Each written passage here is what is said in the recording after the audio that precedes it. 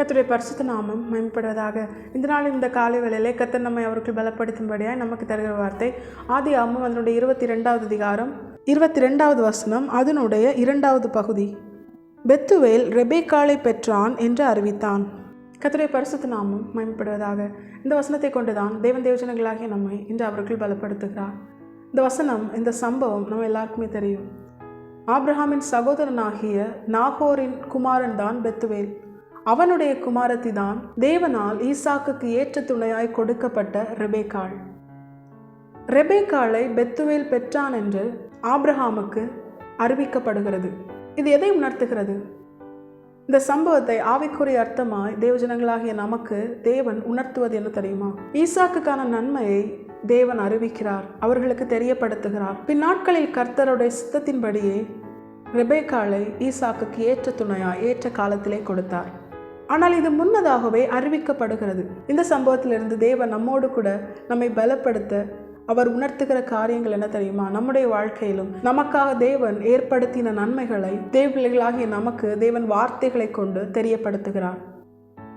இப்படி ஈசாக்குக்கான நன்மை ஆபிரகாமுக்கு அறிவிக்கப்பட்டதோ தெரியப்படுத்தப்பட்டதோ, அதே போல தேவ பிள்ளைகளாகிய நமக்கும் நமக்கான நன்மையை, நம்முடைய குடும்பத்திற்கான நன்மையை நம்முடைய தேவன் வார்த்தையை கொண்டு அவர் தெரியப்படுத்துகிறார். தெரியப்படுத்தின உடனே அவர்கள் அதை சுதந்திரித்தார்கள் அப்படின்னு கேட்டால் நிச்சயமா இல்லை. அதற்காக தேவன் ஒரு ஏற்ற காலத்தை வைத்திருக்கிறார்.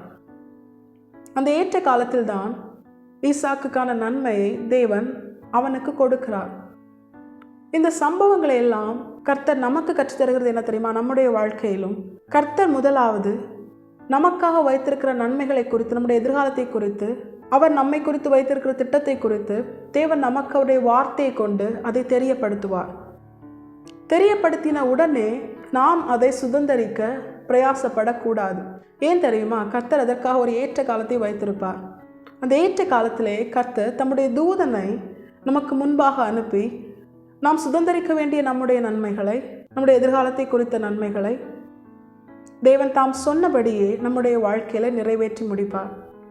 அது எப்படி இருக்கும் தெரியுமா? கர்த்தருடைய நாமம் மகிமைப்படும்படியாய், கர்த்தருக்கு பிரியமானதாய், கர்த்தருடைய திட்டத்தை நிறைவேற்றும்படியான ஒரு நன்மையாக இருக்கும். கர்த்தரால் கொடுக்கப்படுகிற ஆசீர்வாதத்தில் எந்த வேதனையும் இருக்காது. அது தேவனுடைய ஐஸ்வர்யத்தை தருகிறதா இருக்கும். தேவ பிள்ளைகளாகிய நமக்கு தேவனால் கொடுக்கப்படுகிற ஐஸ்வர்யத்திலே பெரிய ஐஸ்வர்யம் என்ன தெரியுமா? நம்முடைய ஆண்டவராகிய இயேசு கிறிஸ்து தான். அவர் தான் பரலோகத்தின் பொக்கிஷம். அவரை காட்டிலும் ஒரு பெரிய ஆசீர்வாதம் நம்முடைய வாழ்க்கையில் எதுவுமே கிடையாது. இப்போ தேவன் இந்த உலகத்தில் நமக்காக வைத்திருக்கிற நன்மைகள், அதை நமக்கு வார்த்தையினால் அறிவிக்கும் பொழுது நாம் அதற்காக ஜெபிக்கிறவர்களாக இருக்கணும். அதற்காக தேவன் நம்மை ஆயத்தப்படுத்துவார். நம்முடைய நன்மையையும் நன்மையாய் நாம் சுதந்திரிக்கும்படியாய் தேவன் நம்மை தகுதிப்படுத்துவார்.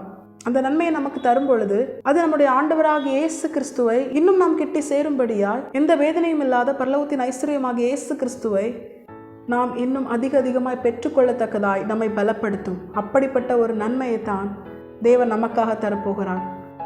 அப்படிப்பட்ட ஒரு நன்மையை தான் தேவன் தேவ பிள்ளைகளுக்காக வைத்திருக்கிறார். அதை பெற்றுக்கொள்ளும் வரைக்கும் தேவ பிள்ளைகளாகி நாம் செய்ய வேண்டியது என்ன தெரியுமா? இந்த செய்தியை கேட்பதற்கு முன்பதாக ஈசாக்கினிடத்தில் வெளிப்பட்டது என்ன தெரியுமா? தன்னை தேவ சமூகத்தில், தேவனுடைய பலிபீடத்தில் முழுமையாய் அர்ப்பணித்தான். தேவ பிள்ளைகளாகிய நாம் நமக்கான நன்மையை குறித்த வார்த்தைகளை, நம்முடைய எதிர்காலத்தை குறித்த வார்த்தைகளை, தேவன் நம்மை குறித்து வைத்திருக்கிற திட்டத்தை குறித்த வார்த்தைகளை நாம் பெற்றுக்கொள்வதற்கு முன்பதாக தேவன் நம்மிடத்தில் எதிர்பார்ப்பது, நாமும் ஈசாக்கை போல நம்மை தேவனுடைய பலிபீடத்தில் முழுமையாக அர்ப்பணிக்க வேண்டும். அப்படி அர்ப்பணித்து தேவ சமூகத்திலிருந்து அவருடைய வார்த்தைகளை பெற்றுக்கொண்ட பிற்பாடு, நமக்கான நன்மைகளை குறித்த வார்த்தைகளை பெற்றுக்கொண்ட பிற்பாடு நாம் செய்ய வேண்டியது என்ன தெரியுமா? ஈசாக்கை குறித்து வேதம் சொல்லுகிறது, அவன் தியானம் பண்ணுகிறவனா இருந்தான். சாயங்காலத்திலே அவன் தியானம் பண்ணுகிறவனா இருந்தான். இதிலிருந்து ஆவிக்குரிய அர்த்தமாய் தேவன் நமக்கு கற்றுத்தருவது, நமக்காக தேவன் வைத்திருக்கிற நன்மை குறித்த வார்த்தையை பெற்றுக்கொண்ட பிற்பாடு தேவ பிள்ளைகளாகி நாம் ஜெபிக்கிறவர்களாக இருக்க வேண்டும். தேவனால் நமக்கு வைத்திருக்கிற நன்மையை சுதந்திரிக்க, அதை பெற்றுக்கொண்ட பிற்பாடும் அதில் தேவ திட்டத்தை நிறைவேற்ற, அதை கர்த்தருக்குரியதாய், கர்த்தர் சித்தம் வெளிப்படத்தக்கதாய், கர்த்தர் நாமம் மகிமைப்படத்தக்கதாய் தேவ பிள்ளைகளாகிய நாம் அதை சுதந்திரிக்க தேவஜனங்களாகிய நாம் ஜெபிக்கிறவர்களாக இருக்கணும். வார்த்தையை பெற்றுக்கொண்ட பிற்பாடு நம்முடைய மனமும் மாமிசம் விரும்புகிற பிரகாரம் நாம் வாழ்ந்தோமேயானால் நம்மால் கேட்ட வார்த்தையை நம்மால் சுதந்திரிக்க முடியாது. தேவஜனங்களாகிய நாம் நம்மை அர்ப்பணித்து வார்த்தையை பெற்றுக்கொண்டால் மாத்திரம் போதாது, அதை சுதந்திரிக்க வேண்டுமானால் தேவ சமூகத்தில் காத்திருந்து ஜெபிக்கிறவர்களாய் நாம் நம்முடைய வாழ்க்கையில் இருக்கும் பொழுது உண்மையாய் ஈசாக்கை போல வாக்குத்தத்தத்தின் பிள்ளைகளாய் வாக்குத்தத்தத்தை சுதந்திரிக்கும் வரைக்கும் நாம் நம்முடைய வாழ்க்கையில் தேவ சமூகத்தில் ஜெபிக்கிறவர்களாய் கர்த்தருக்காக நாம் நம்மை முழுமையாய் அர்ப்பணிக்கும் பொழுது தேவன் இம்மையிலே நமக்கு வாக்குத்தத்தம் பண்ணின ஆசீர்வாதத்தை நமக்கு தருவது மாத்திரமல்ல, தேவன் நமக்கு செய்த ஒரே வாக்குத்தத்தம் நித்திய ஜீவனை உங்களுக்கு அளிப்பேன் என்பதை அவர் நமக்கு தந்த வாக்குத்தத்தம். அந்த மேலான ஆசீர்வாதத்தையும் அந்த மேலான ஒரே வாக்குத்தத்தத்தையும் நம்முடைய வாழ்க்கையில நாம் சுதந்திரிக்கும்படியாய் நமக்கு தேவன் அனுகிரகம் செய்வது அதிக நிச்சயம்.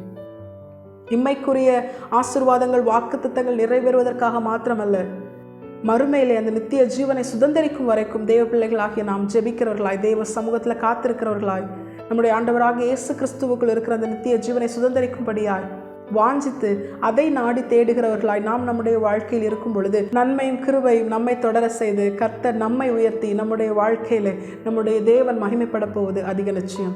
தேவ பிள்ளைகளாகி நாம் முழுமையாய் ஈசாக்கை போல பலிபீடத்திலே நாம் நம்மை அர்ப்பணிப்போம். நம்மிலே நம்முடைய தேவன் மகிமைப்படுவது அதிக நிச்சயம். கர்த்தர் தாமே இந்த வசனத்தை கேட்டு நம் அனைவரையும் ஆசீர்வதித்து வழிநடத்துவாராக. கர்த்தருடைய பரிசுத்த நாமம் மட்டுமே மகிமைப்படுவதாக. மாரநாதா இயேசு வருகிறார். ஆயத்தமாவும் பிறரை ஆயத்தப்படுத்துவோம். ஆமென்.